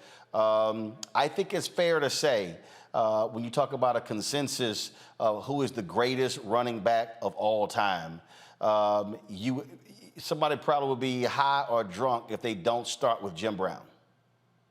Roland, I go one step further. I've always called Jim Brown the greatest football player, period, that I know of. Now, I was too young to see him play live, but in studying him and studying what he accomplished, those sorts of things, I mean, 8 rushing titles in 9 years, 9 Pro Bowls in 9 years, 3 league MVPs, the only player, only non-quarterback to ever win 3 MVPs in NFL history. I could keep going on and on and on, but to me, Jim Brown was the greatest football player that I know of. If we go back to college, the reason that he's not a Heisman Trophy winner because of racism. There is no doubt he should have won the Heisman Trophy his senior year. What was it? Paul Hornick who won, who was like on a losing team. But again, it was absolute sports journalism racism that he never won the Heisman Trophy, and he set the standard, and he really began that trajectory of these great running backs coming through Syracuse. Well, here's the thing, too, though, Roland. He was not just a great football player. He was a great lacrosse player. And track. As well. Yes, you could make the case that Jim Brown was maybe the greatest athlete we've ever had, period. I will throw one name out there. I would love to have that debate, Jim Brown, Paul Robeson. Okay, you could have that debate. But I'm saying when you are the best in every sport that you compete in, and we know he was the best, well, in my opinion, he was the best in football. In lacrosse, he was the best. You know, you talk about track and field. Jim Brown was he was incredible. And it's funny, I want to show you, like this book, I write about it in the column I just wrote, Jim, and I talk about how this is one of the most powerful books I've ever read, his autobiography, because of its directness, its frankness, and his ability to be unapologetic. And all the things he talks about being a black man growing up in the 50s, and all the things he dealt with in the NFL, and all the things he dealt with afterwards, and what his mindset is, and all of that. I know as a young sports writer, back in 1989 when this book came out, I was 3 years out of college. And so I'm working in newsrooms where I don't see many of me. And so there were things I wanted to articulate that I felt, but I just couldn't articulate it. And then I read his book, and I was like, wow, many of the things he is saying in here are the things that I feel that I can't articulate. And so people may find it strange when I say that a sports book is one of the most powerful books I've ever read, but his autobiography did that to me. It spoke to me in a number of different ways, and I would recommend it for anyone to read who wants to learn about him, who wants to learn about conviction, who wants to learn about standing up during times where it is either not safe or not comfortable to do so. One of the things, I'm going to bring in Candace Kelly right here. Candace, this is a story from Anscape. Jesse Washington did this story, and it sort of speaks to what Jim Trotter was just saying there about Jim Brown, and that is his season was over. for the Cleveland Browns. The article says here that he was bored, so he decided to go act in the movie. And so he's filming the movie The Dirty Dozen, as it says, to stimulate his mind. Now, he knew he was going to have to prepare for the upcoming season, and he was in the final year of a 2-year deal paying him $60,000. He wanted to play the following season, but he would have had to leave the film. And the owner of the team, Art Modell, was like, hey, sorry. He said, no veteran Browns player has been granted or will be given permission to report late to our training camp at Hiram College, and this includes Jim Brown. Should Jim fail to report to Hiram at check-in time deadline, which is Sunday, July 17th, then I will have no alternative to suspend him without pay. He was like, okay, all right, no problem. And so he says Modell started fining Brown $100 for every day he didn't show up, but no one told Brown what to do, not even the owner of the team he played for. And this is what he did. He wrote the owner, Art Modell. Now, mind you, this is Art Modell, the owner, who has the greatest player on his team. And I guess he thought Jim was a regular Negro.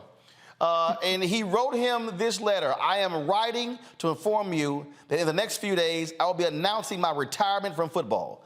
This decision is final and is made only because of the future that I desire for myself, my family, and if not, to sound corny, my race. I am very sorry that I did not have the information to give you at some earlier date, for one of my great concerns was to try in every way to work things out so that I could play an additional year. I was very sorry to see you make the statements that you did, because it was not a victory for you or I, but for the newspaper men. Fortunately, I seem to have a little more faith in you than you have in me. I honestly like you and will be willing to help you in any way I can. But I feel you must realize that both of us are men and that my manhood is just as important to me as yours is to you. It was indicated in the papers out of Cleveland that you tried to reach me by phone. Well, I hope you realize that when I am in my apartment, I never refuse to answer my phone. The only reason that I did not contact you before I knew the completion date of the movie is that the date was the one important factor. You must realize that your organization will make money and will remain successful whether I am there or not. The Cleveland Browns are an institution that will stand for a long, long time. I'm taking on a few projects that are very interesting to me. I have many problems to solve at this time, and I am sure you know a lot of them. So if we weigh the situation properly, the Browns have really nothing to lose. But Jim Brown has a lot to lose. I'm taking it for granted that I have your understanding and best wishes. For in my public approach to this matter, this will be the attitude that will prevail. The business matters that we will have to work out we could do when I return to Cleveland. I will give you any assistance I can, and I hope your operation will be a success. You know the areas that I can be helpful, and even if you do not ask for this help, my attitude will be one that I will do only the things that will contribute to the success of the Cleveland Browns. Your friend, Jim. But the key here, he says manhood. He said, the owner, Art Modell, thought he was, I can sit here and give Jim an ultimatum and he gonna come running back. Jim was like, yeah, I'm good. Yeah, Jim said, I'll quit right here on the movie set, which is what he did. And, this is what shows who he was as a man. He was a man of conviction. And what he was saying was, you will not disrespect me, and you will not tell me what to do. I am Jim Brown. I have my own manhood, and I'm a man of conviction. And I think that this is really important to understand about him, and this is why the standards are so high that he set for everybody who came behind him. I went to Syracuse. I'm wearing orange because of Jim Brown tonight. And, when you go there, you know about Jim Brown. If you didn't know about him before you went there, you knew about him once you got there, because he is the person that set the standard. When he played lacrosse, they changed the rules because he was so good. They changed the rules. This is the type of man that Jim Brown was. And I think that his conviction was really felt when he was able to, as you talked about earlier in the show, organize gangs and make sure that they understood and talked to one another.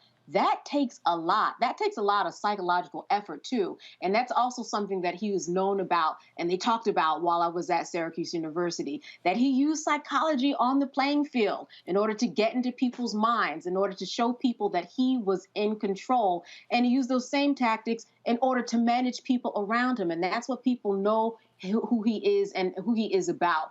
Managing people, organizing them, making them see eye to eye. So people know him for so many things as this revered sports player in so many sports.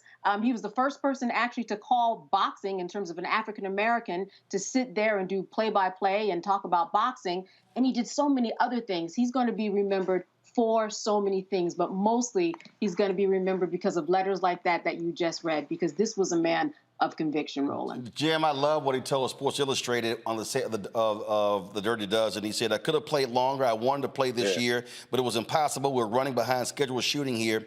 For one thing, I want more mental stimulation than I would have playing football. I want to have a hand in the struggle that is taking place in our country, and I have the opportunity to do that now. I might not a year from now. And later this, he said, I quit with regret, but not sorrow. No, one of the things he says in his book, too, Roland, is he says that he was always thinking about life after football. And he said, for many athletes, there's a sharp decline because you leave all that adulation and you go to where now you're just a guy in many instances. And so for him, he said acting was a way to soften that landing spot in terms of him coming down. But I wanted to read something else to you out of this book when we're talking about a man of conviction. And I'll do it real quick here. He says, I've heard it a lot over the years. Paul Brown and other coaches didn't like this about my attitude, didn't like that. But they loved the damn performance. They were right about one thing. I did have an attitude. And my attitude, and this is what my coaches could never see, was not shaped only by the game of football. If my mind was limited to football, per the desires of the Cleveland Browns staff, which would later be fired by Art Modell, what type of man would that make me? My attitude was shaped by my personal conviction. It was shaped by society and my role in that society. It was shaped by being black in America in the 1950s. And if it wasn't for that attitude that people spoke of, I never would have made it to the Cleveland Browns. Man, Jim Brown was just different. And that's what I loved about him in terms of he was unapologetic and unafraid when it came to speaking his truth. And we don't see that in a lot of athletes today, which as I get older is disappointing, because I think guys like Jim Brown, Bill Russell, and others had laid the groundwork for black athletes to be able to speak up and to stand on their conviction. So for me, you know, I know some people want to focus on the other things, and that's fine. Jim Brown was a lot like life. He was complex. But in terms of how he made me feel, do I think he was a great man? Yeah, I do. Do I think he was flawed? Without question. But Jim Brown, to me, provided some purpose in terms of understanding who I was and how I wanted to carry myself in terms of addressing certain things in certain situations. Indeed. Hold tight 1 second. Got to go to a break. We come back. Marshall Faulk, Hall of Famer, will join us. Terrell Owens will join us as well. Also, we'll be talking with another Hall of Famer, Ricky Jackson. Also, share some social media posts of various folks like Eric Dickerson, Emmett Smith, Barry Sanders, and others as they remember Jim Brown, who passed away at the age of 87. We'll be right back on the Black Star Network.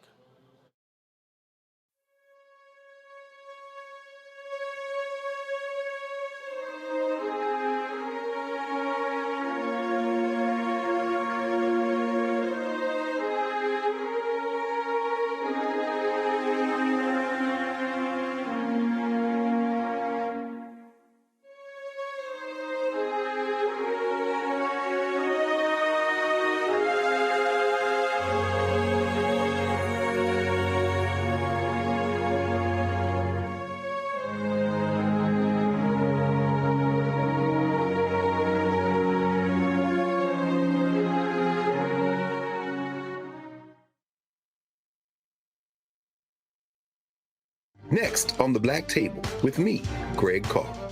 Democracy in the United States is under siege.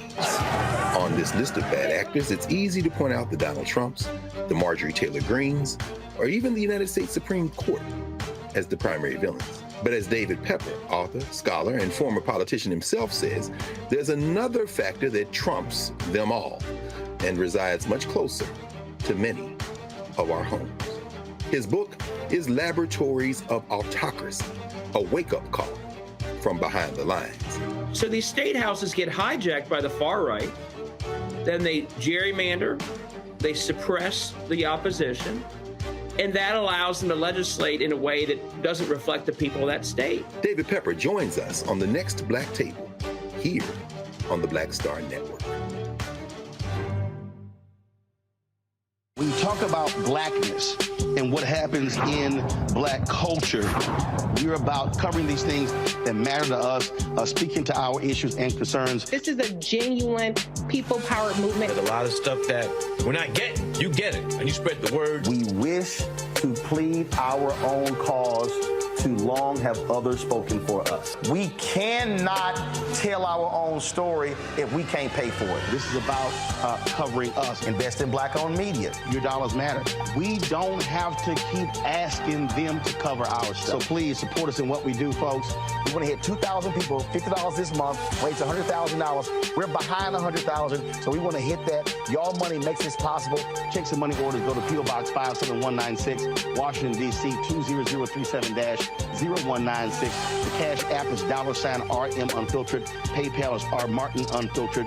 Venmo is RM Unfiltered. Zelle is Roland at RolandSMartin.com.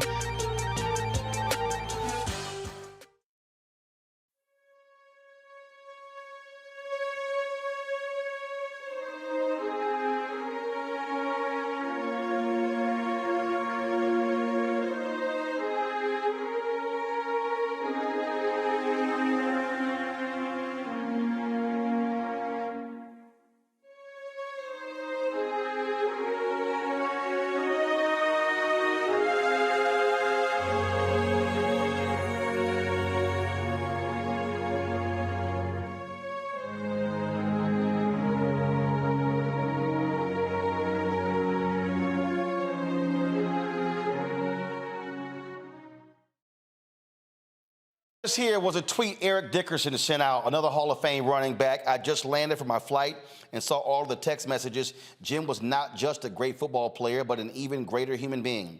We need more people like Jim Brown. He'll forever be the standard of how the great running backs are measured in our game.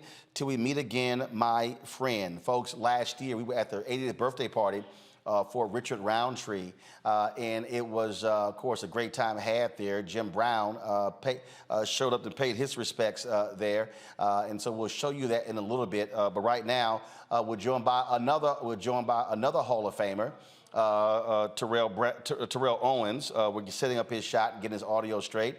He'll join us in just a second.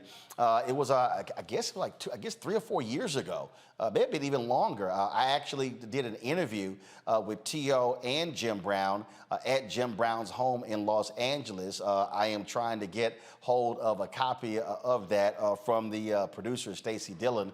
We'll try to stream that over the weekend or on Monday.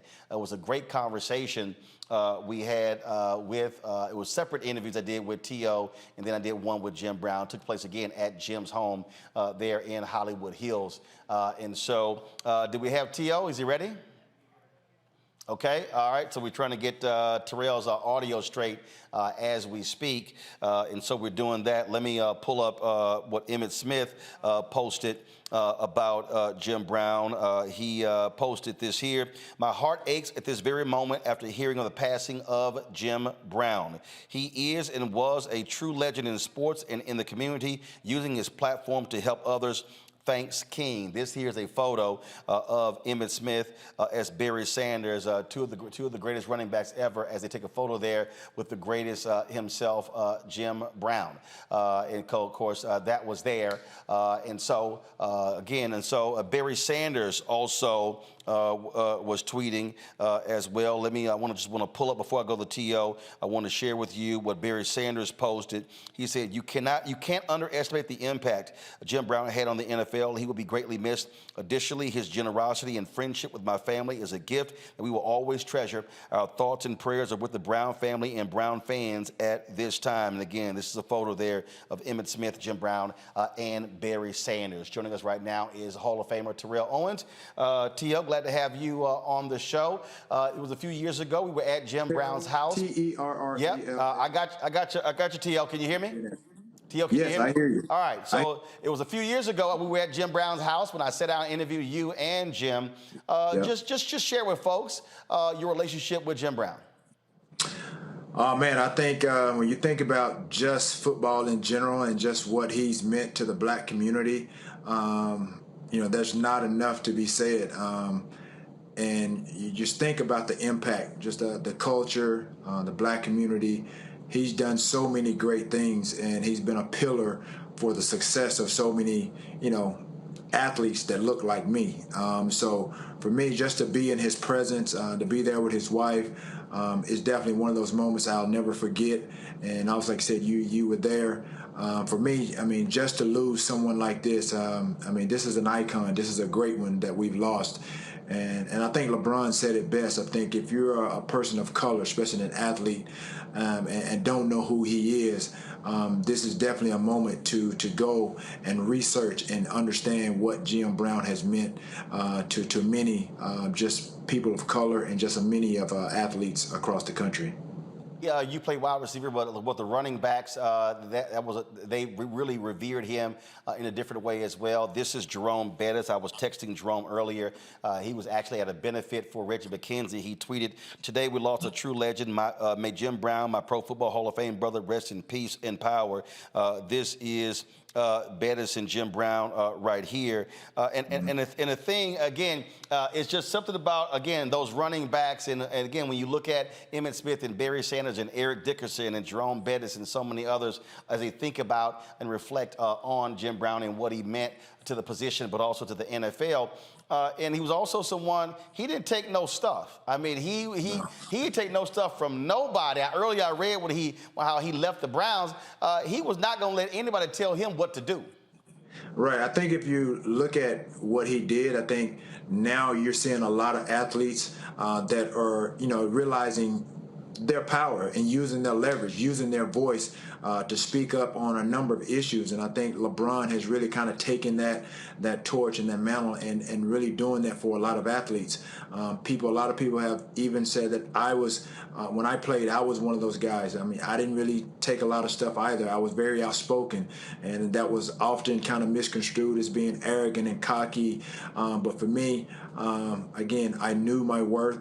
And I think I was reading something earlier when all this happened, and I came across an interview that Jim Brown had done with Sports Illustrated in 2002. And I hope a lot of athletes would really listen to and really just take note to what he said. In this article, he goes on to say that there are beneficiaries of our struggle, Brown said about modern black athletes in this interview. He said, but they don't recognize that because they're inundated with agents, managers, lawyers, and team owners who don't want them to do anything but play ball and hopefully keep themselves out of trouble and just be physical freaks of nature with no awareness of decision-making power. And that's honestly where we are right now. You think about the National Football League. This is the only sport that honestly has a lot of wear and tear on our body that doesn't have guaranteed contracts. These athletes have to understand how much leverage and how much power that they have to get those guaranteed contracts if they truly want them. And again, NFL is made up of 70+% black and brown athletes. If they want these guaranteed contracts that obviously some of these other sports are garnering, they have to understand their leverage. They have to understand their power. And this is what Jim Brown was alluding to. And this has been going on for many, many years. And it takes a number of these guys to honestly get together in order to do that. The NFLPA, the union, is not as strong as some of these other unions like the NBA, MLB. And a lot of people don't know this, but the National Football League makes more money than the NBA and Major League Baseball combined. And there's no reason why us as athletes, especially these new guys that will be coming into this new money, that they shouldn't have guaranteed contracts. What Lamar Jackson had to go through over this last few months, that shouldn't happen. Indeed. T.O., we appreciate you, Joe, and taking some time, man, to share your thoughts and reflections about the passing of Jim Brown. Thanks a bunch. Absolutely. And all my best go out to his family. Thanks so much. We appreciate it. Matt, what T.O. said there, we talked about a little bit earlier in terms of how Jim Brown operated. I remember he said, look, I ain't taking all these hits in the NFL. I'm getting paid more money to lay up with Raquel Welch. Yeah, and first I'll say I'm a little younger, so I obviously didn't get a chance to watch Jim Brown play, but I did play lacrosse at Howard, and it's interesting because I remember the coach saying that just so frequently. Oh man, greatest lacrosse player of all time is Jim Brown, and it dawned on me then that we're talking about a man who had played before any of us had ever lived, and his legend so far outshone his playing days that we were still talking about it, 60 years later, which I think is just a testament to the titanic proportions of his ability. But what I thought was great about that letter, and especially that I think T.O. hit on beautifully, is not only the social responsibility that athletes have, that many of them are shouldering that burden, and really in a great way, but beyond that, the idea that, look, you are the ones that put the butts in the seats. You have the leverage. And that's an important lesson not only for the athletes, but for all of us, because so many of us create value for corporations and for agencies and other places and don't fully understand how much they rely on us and how much they need us to accomplish their goals. So I like the idea that athletes are empowered to not only realize, their social responsibility, but realize how they can leverage their position and say, look, NFL, we make so much money for you. We need guaranteed contracts. And if you don't give us those contracts, here are our consequences. So I think he was a model in that respect. And I just think obviously he was a titan. And to be a person who has set so many standards in so many different realms is really an extraordinary thing. And I'm appreciative of his legacy and his stalwart commitment to living his truth as a black man unapologetically. Indeed. All right, I got to go to a break real quick. We come back. We'll have more tributes to Jim Brown, folks. Again, passed away last night at his Los Angeles home at the age of 87. You're watching Roland Martin Unfiltered on the Black Star Network.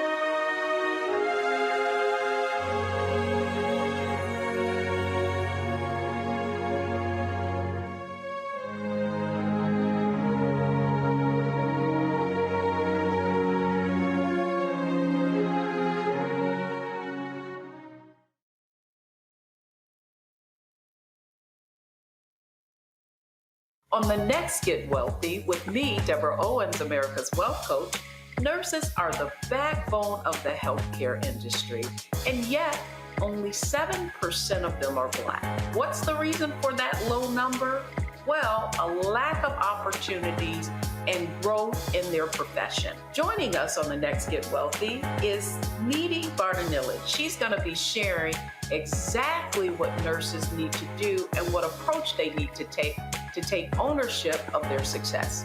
So the Black Nurse Collaborative really spawned from a place and a desire to create opportunities to uplift each other, those of us in the profession, to also look and reach back and create pipelines and opportunities for other nurses like us. That's right here on Get Wealthy, only on Black Star Network.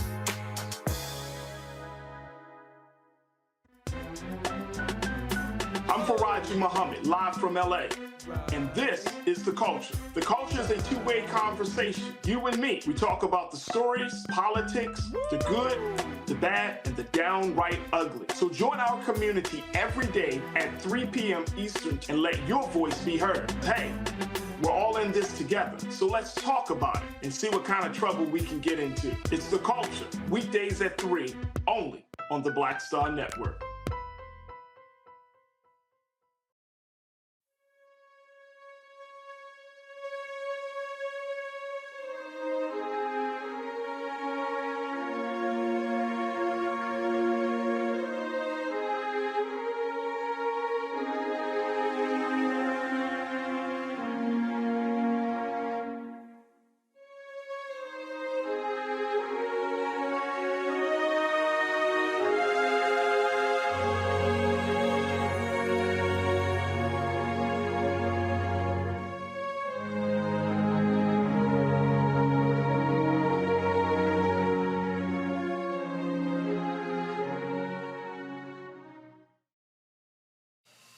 Well, I was on the golf course earlier today when I got the news of the passing of Jim Brown. Folks were texting me and blowing my phone up. And, of course, Jim Brown was a huge golfer himself, always playing golf. So it's only fitting we would talk to Hall of Famer Marshall Faulk, who's on the golf course right now.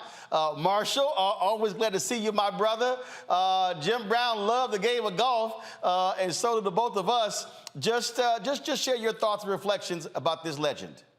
Man, a life well lived. And I think that, we'll talk a lot about Jim and what he did in football. But when you got to think about the transition that he made into acting and then being an activist with the AmeriCAN Foundation and all the stuff that he did to help solve the gang issues in L.A., people don't really understand a lot of what Jim Brown did.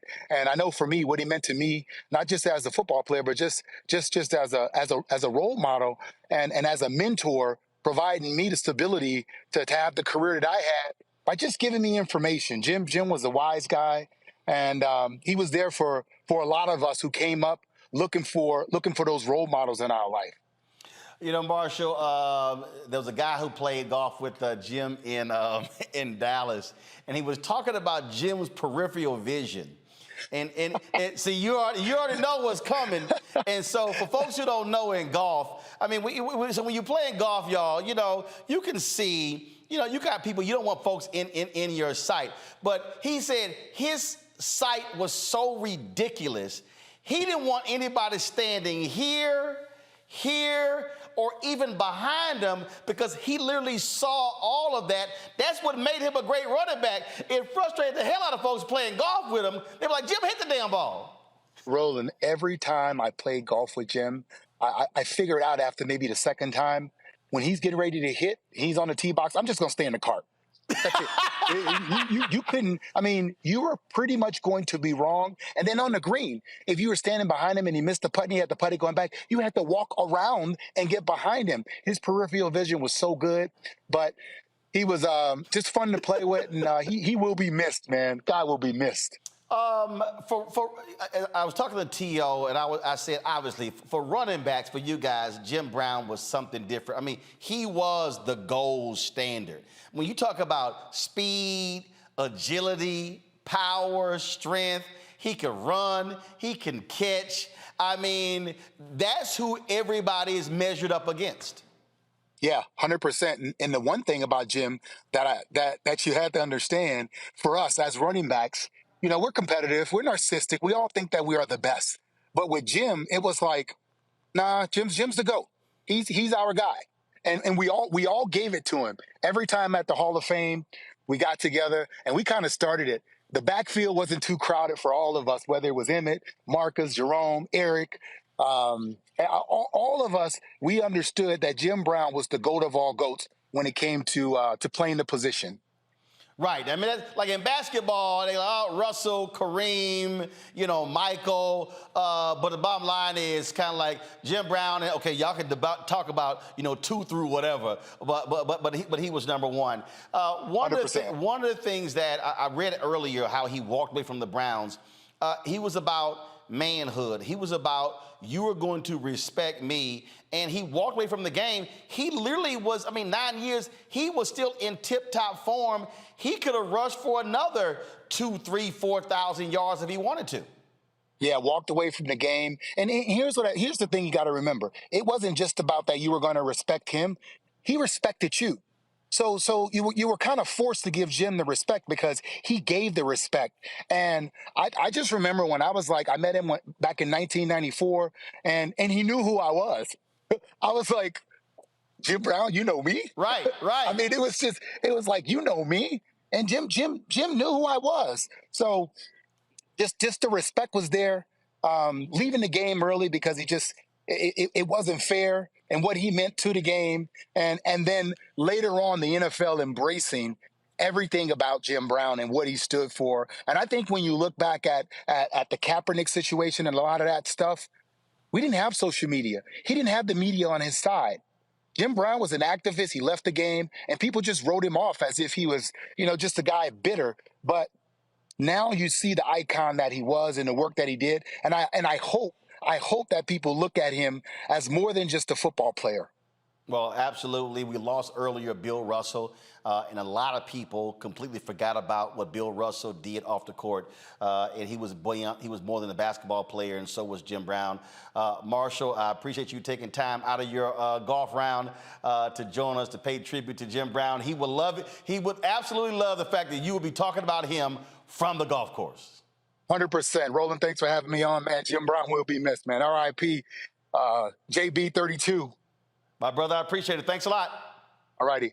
Folks, he talked earlier, I think it was T.O., he mentioned LeBron James. NBA put this video out here. This was during the game in Cleveland when LeBron James, he paid tribute to Jim Brown. Watch this. Have been terrific on their home floor over the last several months. 26-2 in their last 28 home games. You have it? Including 6-1 in the playoffs. The only home loss, as you see LeBron James bowing to James Brown, the legendary Cleveland Brown, as he gets set for the tip-off. We're not talking the singer, Mike. We're talking Jim Brown, the football player. I should call him Mr. Yeah, we all should. That's the greatness in the building here tonight. And this was right before the game. Mr. Jim Brown. And you can take that for granted. That is two of the best athletes that we've ever seen all time. That's something there when your other athletes do that. This is the tweet, Instagram post that LeBron James put up. We lost a hero today. Rest in paradise to the legend Jim Brown. I hope every black athlete takes the time to educate themselves about this incredible man and what he did to change all of our lives. We will stand on your shoulders, Jim Brown. If you grew up in Northeast Ohio and were black, Jim Brown was a god. As a kid who loved football, I really just thought of him as the greatest Cleveland Brown to ever play. Then I started my own journey as a professional athlete, and I realized what he did socially was his true greatness. When I choose to speak out, I always think about Jim Brown. I can only speak because Jim broke down those walls for me.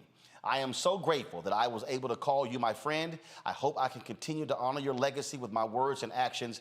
My prayers to your family. I know they are all incredibly proud of everything you did for our community. Hashtag legends never die. That was LeBron James, folks, talking about Jim Brown. Final comments from my panel. I will start with the fellow Orangeman, Candace Kelly. Candace. Well, I just want to say that it's amazing to see the seeds that he planted and what has grown from it. Because when we look at Jim Brown, he was talking years ago about how athletes and black bodies were treated, and we're still talking about concussions and how we're treated. And he was talking about agency and making decisions for himself and getting involved in other things that would exercise his mind. And now we're still looking at athletes who are following in his footpath because of the seeds that he planted, because they have their own agency. They're kneeling on the field. They're doing what they need to do in order to make sure that in terms of race and politics in America, that they are keeping, center in that regard. And so I just want to say that, Jim Brown is one of those people that is just hard to duplicate. And a number of people are going to remember him for not only the man that he was on the field, but off the field too, because he was a legacy in both arenas. I think what people have to understand, Matt, is that when you are an athlete, it's very easy for folks to remember your exploits on the field, on the court, on the baseball diamond. But the reality is you can do more with that. And when we think about Muhammad Ali, when we think about Bill Russell, Kareem Abdul-Jabbar, Jim Brown, I mean, these were true icons, but who understood the assignment, Jackie Robinson as well. They understood that they could use their power, their force for good to help black folks, to help the community at large. It wasn't just about them. I'll take it a step further and say they understood they are duty bound to do that, right? That's what we're hearing from all of his compatriots and everyone who shared memories about Jim Brown, is that he exuded the social responsibility to help solve the gang problem, to be a role model for black people, to help people understand their leverage and their value. And that's what I hope people take away from this. You control your destiny. Think always how to leave that legacy, but also think about where you are obliged to your fellow person to help them along the way. And, you know, especially in a small insular group like professional athletes, how important is it to have a titan help you along the way and helping you find your own path? So what I hope is instructive to people here is that we have a responsibility to be that for each other. And I think Jim Brown modeled that masterfully. Michael. Yeah, Roland, you know, once again, Jim Brown is somebody we need to study. He's complex as well. And also, we're talking about Jim Brown on the 98th birthday of Malcolm X as well. May 19th is Malcolm X's birthday. And we know that I encourage people to watch that movie from director Regina King, One Night in Miami, because Jim Brown connects us to Malcolm X, connects us to Muhammad Ali, connects us to what's taking place during that period of time and the fight for civil rights and things like this, fighting against racism, et cetera. And then being an activist at the ground level. So it's one thing to, you know, just do interviews talking about the problem, but he's an activist at the ground level dealing with gang interventions and ceasefires and things of this nature. So he's somebody that needs to be studied. And when we look at many African-American athletes today, you know, you have the right Wayne, the Laura Ingrahams, things like this, telling African-American athletes to shut up and dribble, okay? She probably would have said the same thing about Jim Brown back in the day as well. Folks, we will end this tribute by hearing Jim Brown himself. This is what the Cleveland Browns posted when he was recognized as one of the greatest 100 players in NFL history. Jim Brown, dead at the age of 87. We want to thank everybody for watching this tribute to him, and we'll see you on Monday right here in Roland Martin Unfiltered on the Black Star Network. I don't know who wrote the list, but when I look at myself, God gave me a physique. This is Jim Brown, the most devastating ball carrier in the history of football.